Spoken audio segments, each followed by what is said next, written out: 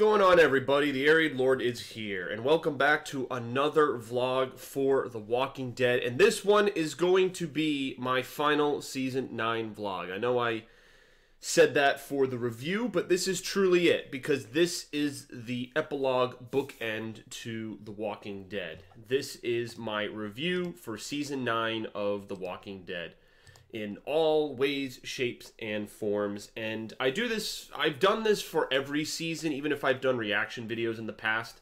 I do this for every season, where I take a moment to make a vlog to specifically focus on the past season that we just experienced. And man, I said this in a previous vlog right after, it was right after I watched the finale. I said it in my reaction, but I'm going to say it again here. I went into this season with so much pessimism. If you remember, Andrew Lincoln's departure from the show as Rick Grimes was announced via a leaked article from Collider in May of 2018. And those months going into San Diego Comic-Con, and then Andrew Lincoln announced it at San Diego Comic-Con, that he was, and then AMC was heavily marketing that Andrew Lincoln was only going to be in 5 episodes. So I had very little hope going into this season. I said, okay, we're going to get 5 good episodes, and then everything beyond that has the potential to just be absolutely terrible.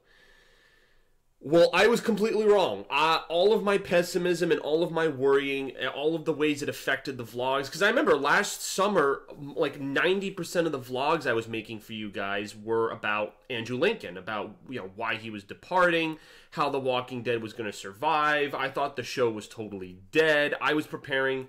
Honestly, a year ago, I was just, and I'll talk about this in another vlog, but I was just about ready to kind of quit doing vlogs and reactions on the show. Hell, if you guys remember, I stopped doing reactions for Season 9, and then I came back for a special occasion to do Rick Grimes' final episode. And then when the show started getting really good, like just that second half was so good, I just felt like I needed to react. Like there was nothing for me. Like I got to react to this show. So I ended up doing reactions for 12, 13, 14, 15, and 16. I would have liked to have done more, but going into Season 10, obviously I'm happy to report that I'll be doing reactions for every single episode of Season 10 as long as I'm able to. So I'm just, this season just, the thing is, it was so different though. Like so much happened. When you think about past seasons, Season 8 was all-out war. Season 7 was the march to war after Negan put his foot down, showed who was boss, and then it was all of our characters moping around trying to find their confidence. Season 9 was, like, there was no theme for the entire season. I guess unity, community, togetherness. If I was to pick one motif or theme for the entirety of Season 9, that would have to be it. Because think about, you're encompassing the first 5 episodes of The Walking Dead, which seem totally different than the episodes 6 through 16. Because Rick and Maggie are still at the helm as the leaders. Rick being the leader of Alexandria, and Maggie being the leader of the Hilltop. So, in a way, and I've said this in past vlogs, I feel like the first 5 episodes of Season 9 serve more as an epilogue to Season 8 than they do as an introduction to Season 9. Honestly, I feel like Season 9 of this show starts with Episode 6, when we're in a 6-year time jump, because we're 6 years later. We have a whole bunch of new actors, Yumiko and Magna's group. We have older Judith, played by Kaylee Fleming.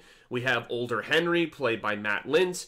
We have many new actors that had to come into prominence because they were playing older versions of characters that we had previously seen. And this even blew my mind when Gregory was being hung and those 2 kids accidentally saw the hanging. Those 2 kids were Gage and Addie. Addie, the girl with the glasses that got piked, and Gage, pretty much the only teenager who didn't die from the pike scene. And someone had a side-by-side comparison of their picture. I'm going to show you guys right here in this vlog, and it blew my mind. I was like, wait, what? Like, I did not know we were ever shown the kid versions before the 6-year time jump. That's crazy. And so there's just so many different layers to this show, because you have 6, 7, and 8 where the Whisperers were just being introduced, but you also had the reintroduction of the show. You had the reintroduction of Alexandria. What's Alexandria doing 6 years after Rick? Michonne had an isolationist approach, pre-World War I America approach. What's the Hilltop doing? Well, Tara is now in control. Maggie went off with Georgie because obviously they had to write Maggie off. Lauren Cohan for now because she's taking other acting opportunities. But Tara and, well, okay, technically Jesus was in control, but he was such short-lived as a leader. I technically consider Tara. She was the longer-lasting leader of Hilltop. And then what's going on with Kingdom? Well, Carol and Ezekiel have married. They've been happily married. They've adopted Henry as their son. And things are booming. Jerry has a young kid as well.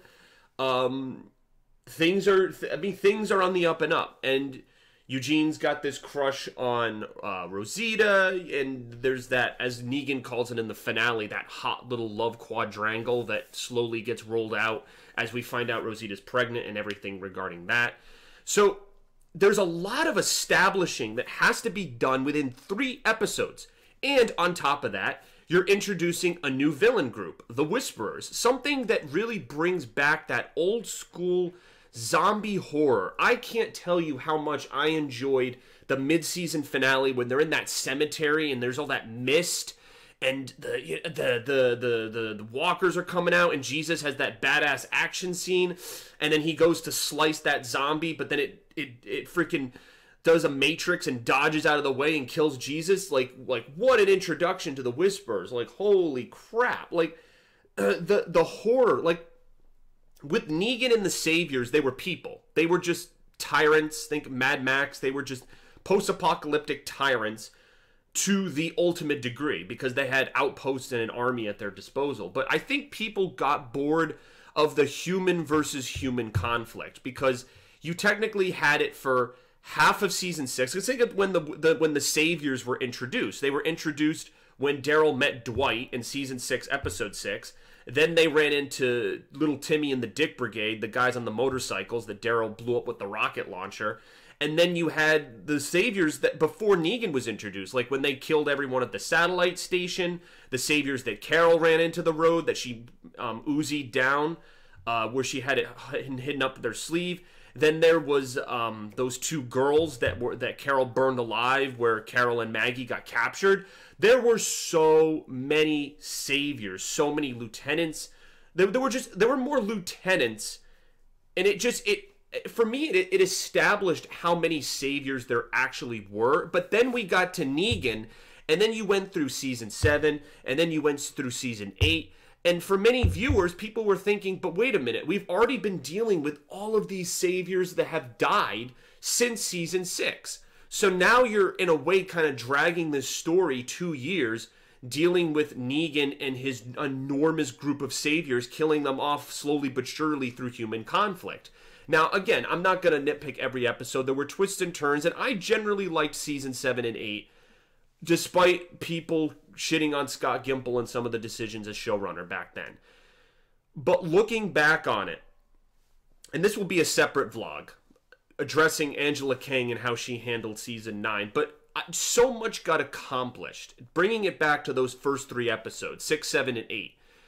You're introducing so much new stuff. You're introducing a 6-year time jump. Older Judith. Negan in prison after a period of time. Michonne being isolationist. Jesus and Tara in charge of the Hilltop. Carol and Ezekiel married at the Kingdom, keeping things running. With Henry, who's also grown up. You had those marauders with Regina and the Saviors before they were burned. You had Yumiko, Magna, Luke, Kelly, Connie. You had all these... You had like 5, 6 new characters that were being tossed at us as well. It was like a completely new group. It's like, all right, we have the Whispers that are new. Kelly, Connie, Magna, like that, all those people that were new. You had so many... Like, the show totally transformed. It really turned into a Walking Dead 2.0. And... it was so seamless. I have to say, from episode to episode, it was seamless. It didn't feel like season 7, where we would deal with, think about episode 2 of season 7 when the kingdom is first introduced and Morgan and Carol meet Ezekiel and everyone there is first shown. That the kingdom is not shown again until the mid-season finale, episode 8. So episode 2, and then Morgan and Carol and Ezekiel, they're not in episode 3, they're not in episode 4, they're not in episode 5, they're not in episode 6, they're not in episode 7. So 5-6 episodes go by, and they're not even addressed. And in the mid-season finale, when Morgan and Carol are in that episode, it's a very, very brief conversation with Richard about possibly going to war with the Saviors, but nothing happens. Absolutely nothing happens in that little conversation. And there's an interview where Lenny James said to Scott Gimple, like, don't do this to me. Like, I'm a good actor, and I don't like sitting on the sidelines. You know, you had me for this one episode where the kingdom was introduced, okay, but why am I just on the sidelines while Negan and Rick and freaking Oceanside, like, you threw, and again, I'm going to say this in How Angela Kang Saved the Show, but way too much was going on, and it just couldn't, it couldn't be processed like a Game of Thrones. And so Angela Kang was able, with the material she had, able to give everybody their due time. And even when you had the plot really focusing in on Henry and Lydia, because once Lydia was thrown in prison, then you had Henry and Lydia's romance. He went after her. That sparked the Whisperer conflict. Then they rescued Lydia, and the Whisperers were hunting them. All of that built up to the penultimate episode with the Pikes. So it drove the plot, but you also got other pieces. Like, think about this, how masterfully this is done. The episode where we go back in time with Michonne's scars, about the exes, the scars mystery. That's another thing that she had to add on top of her plate. That plot point. But they could have easily omitted Henry, Lydia, Daryl, and Connie from the episode, because they were just in the past 3-4 episodes in a row. They could have just had this focused on, they could have done an entire flashback episode just within the time jump after Rick vanished.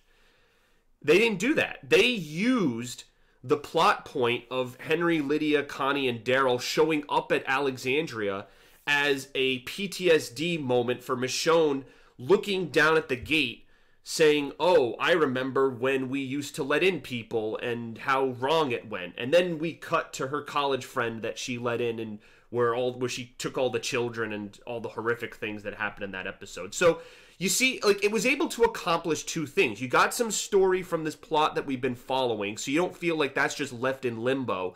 But then you also get the main story of that episode. And what was it? It was the scars, and how Michonne killed those kids, and how she wasn't trusting and became isolationist and only about her group, which was a big mystery for a long time.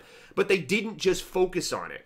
And that was some of the things that I hated about, like, season 7, where the episode was just dedicated to Oceanside, or it was just dedicated to the Sanctuary, or it was just dedicated to the Kingdom.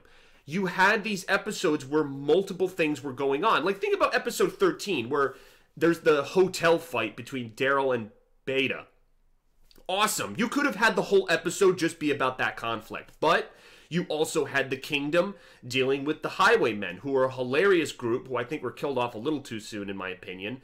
And you had some humor with that, and them trying to get, episodes previous, the light bulb. Like, you had plot points that were separated from each other, like something really dark and tense about sending Lydia back to her abusive mother. But then you also have this lighthearted plot point in episode 11 where they're trying to get the light bulb for the movie projector, and they're kind of singing and vibing and goofing around, and no one's really in peril, and there's music playing. It's like, it's just, you appreciate the storytelling. You appreciate it so much. And I as a storyteller, because I write my own works in my spare time, it's never something I've really revealed or shown on the channel, because it's private work that eventually I'll reveal. But as someone who writes stories, who's written novels, I respect the storytelling process. And Angela Kang did a phenomenal job with this season.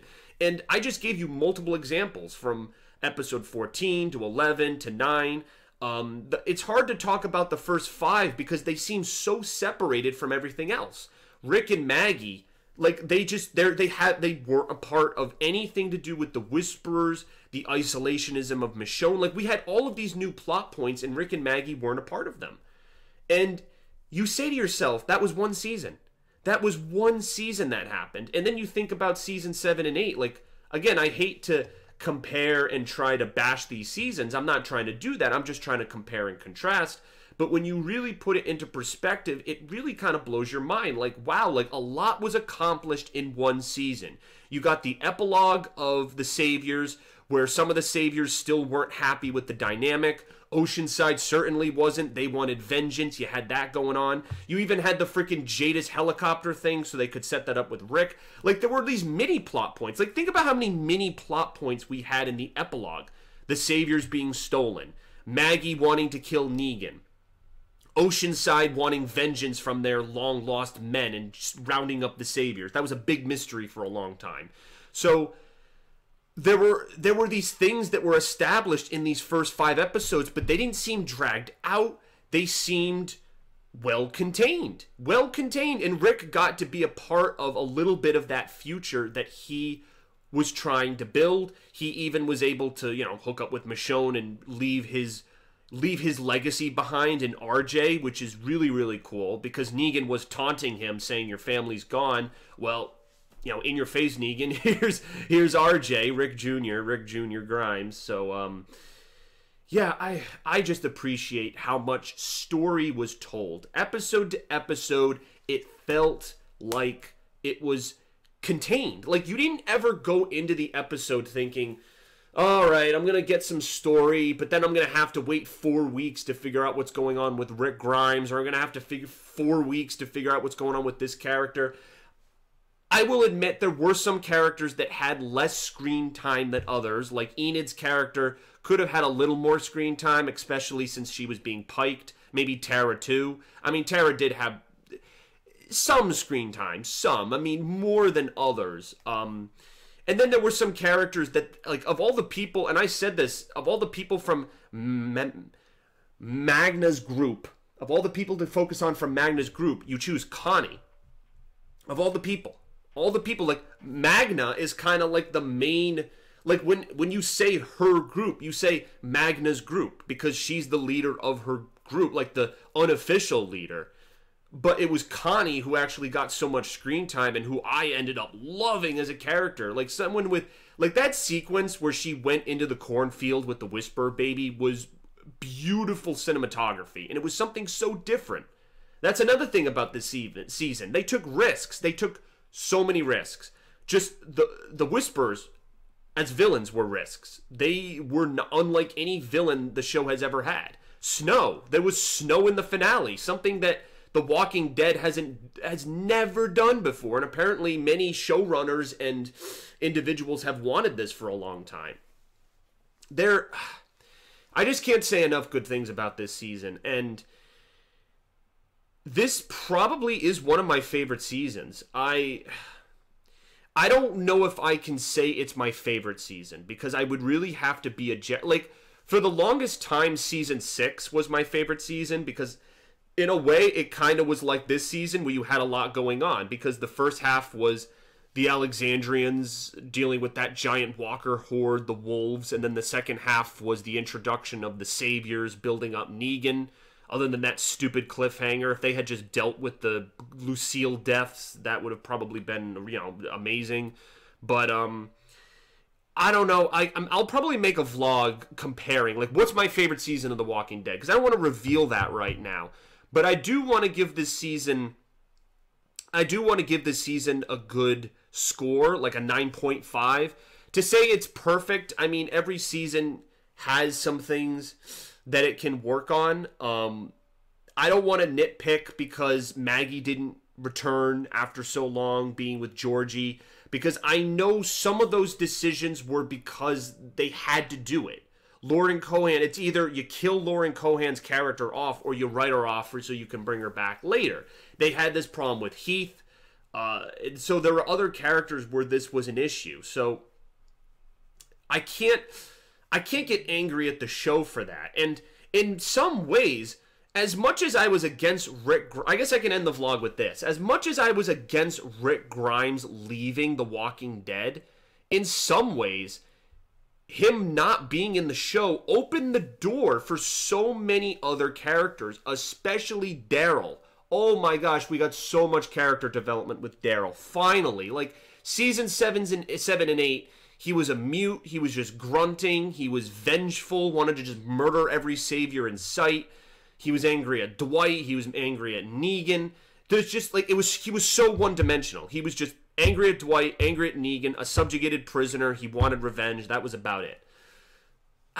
We never got anything more from him as a character inside, and we got some of that. Like when he was comparing his situation with Lydia, like how Daryl was abused as a kid and Lydia was abused as a kid, it's like, whoa, like who would have thought to make that comparison, right? Like that's something that like Gimple would have wanted to deal with the overarching story rather than, okay, we're going to focus on this minute detail that's actually pretty important down the road. But you have to focus on those things though, and that's what Angela Kang focused on with this season in so many ways. Yes, not every character had it, but with what she was able to do, I still think this is one of the best seasons of the show in a season, and I'm giving it so much praise because I went into it with so much pessimism. I was like, oh my gosh, this season's going to be horrible. Rick Grimes is gone. Rip The Walking Dead. I'm just going to stop doing vlogs forever. But I have never felt more excited about this show after seeing this season, and I hope that I meet Angela Kang at a con or something, because I have got to just go up to her and shake her hand and be like, you are incredible. You've just she is so good. Like even her journey from being a small potatoes camera person in season 2 and then she's worked her way up the ranks to get this position, and you know, hard work shows, baby. And this is an appreciation of hard work, and it's amazing. So I hope that was an adequate review of season 9. I know it's kind of hard to review every episode. I do have I have review vlogs of every individual episode, but I hit some of the major points that happened this season that she took time with, and then the overarching messages that I was trying to get across. So let me know if you guys agree. I want your opinion. Do you like this season? Where does this season rank in terms of past seasons? I will make a vlog somewhere, you know, in the spring, summertime where I say what's my favorite season. Now that we're going into season 10, double digit seasons, I think it's fair for us to go through seasons 1 through 9 and say which one was our favorite. So, but for now, this gets a 9.5 from me, rating the season overall. I mean, I might even go 9.75. Like this is as close to a 10 as you'll ever get. And you know, 10 means it's perfect and there's no flaws, but there's little things here and there a season can always improve on. So I can never. It's it's really hard for you to give anything. Video game, a movie, it's hard to give anything a perfect review. If you do give it a perfect score, there's a little bias perhaps in that assessment. I won't speak for everybody, but from perfect scores that I've seen, I definitely have sensed that, at least looking at the review, because everything needs improvement. So 10 is like the goal. It's not like it's unreachable, but like it's the goal. It's a benchmark, you know? When you set benchmarks for yourself for running or weight loss or whatever, you're never like always going to exactly hit it. You'll get close. It's kind of like that quote, like shoot for the moon, but you'll always land among the stars, like that kind of thing. So, all right. Thank you guys. Let me know. Comment, rate, subscribe, and tune in for more Walking Dead vlogs. I'm going to be doing at least 2 or 3 a week, even though we're moving into different, the off season of The Walking Dead. I might tackle Game of Thrones since it's the last season, but I need your opinion on that. I'm going to make a separate vlog where I ask people if they'd like to see that, because if you guys just want to see Walking Dead, then I'll just watch Game of Thrones by myself and not do any reactions or vlogs about it and just forget about it. But yeah, we'll discuss that later. So, all right. Thank you guys. Peace out. Awesome season. Can't wait for season 10. See you later.